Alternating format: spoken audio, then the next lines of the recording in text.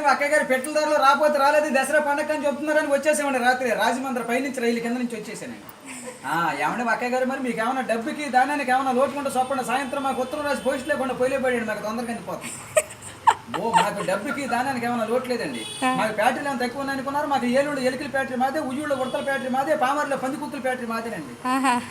మీరంతా చాలా ఇల్లు చిన్న ఇల్లు కట్టించేశారు, చాలా ఇబ్బంది పడిపోతున్నారని చెప్పి ఇప్పుడు సాయంత్రం 7 మీటింగ్ పెట్టించారు. మీరు అంతా వచ్చేవాళ్ళు కృష్ణా నదిలో భోజనాలు పెట్టేస్తాం. నేను చదువులో మాత్రం బాగా పేస అయిపోయాను అక్కయ్య గారు. నాకు చదువు సంకల కడికి వచ్చేసింది, గుడింతల గుండ్ల వరకు వచ్చేసింది, పాటల వరకు వచ్చింది, ఇంగ్లీష్ ఈదుల వరకు పరిగెత్తింది. కాకపోతే చదువు నిన్న మధ్యాహ్నం కొంచెం చదువు ఎక్కువ సంతకం పెడతాం మర్చిపోయాను. జగన్ గారి దగ్గరికి వెళ్ళి రాత్రి ఉద్యోగం పడితే ఉద్యోగంలో ఉన్న సంతకం చేయవలసి వస్తున్నా ఉద్యోగంలో నుంచి ఉద్యోగం ఇచ్చారు. మాకు డబ్బుకి దానానికి ఏమైనా లోటు లేదండి. మాకు 700 బిల్డింగ్ ఉందండి. దాంట్లో ఏమి వచ్చి కట్టించానంటారు బిల్డింగ్ కి పింక్ అయితే పేలిపోతే నాపర నలిగిపోతే సిమెంట్ సితికిపోతే తాటకైతే గలగలంటుందని మా ఆబద్దాలు ఆఫీస్ గారు కొత్త కలప తయారు చేశారండి. ఏం కలపంటారు అది జిల్లేడు కలప, బొబ్బాసి కలప, తొంగ దోలాలు, ఒరిగే దోసాలు, సీపురు పుల్ల కిటికీలు, పోడిపి గచ్చు, తామరా కప్పు, ఇంటి ముందర రొచ్చు, ఇంటి వెనకాల గచ్చు. చూపులే బాగానే ఉంటుందండి. అప్పుడప్పుడు చుట్టుకాలు అయితే గమనం చుట్టేసుకెళ్ళిపోతుంది.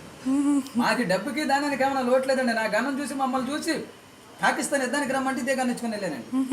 మరి అక్కడ అందరూ బతుకున్న వాళ్ళు కాలితే బాధపడిపోతున్నారు, బాగా ఇబ్బంది పడిపోతున్నారా. నేను మాత్రం చచ్చిపోయిన వాళ్ళు కాల్చి వచ్చానండి. అట్ట పలస 20 మందిని చూసి వచ్చాను. మాకు డబ్బుకి దానికి ఏమైనా లోటు లేదండి అక్కయ్య గారు. మాకు విజయవాడ 60 బట్టల షాపులో ఉన్న మీకు ఏమైనా పండగ కొత్త బట్టలు పెడుతున్నామని అక్కలందరికి అబ్బో సీదే చీరలు, వాణిజ్య లంగాలు, జ్యోతులు వచ్చిన చీరలు, లగ్గుమా, నెక్లెస్లు, మేనా గాజులు. మాకు అంతా డబ్బేనండి అక్కయ్య గారు. కాకపోతే కొంచెం చిల్లర లేక ఇలా బయలుదేరి వచ్చాను. Thank you.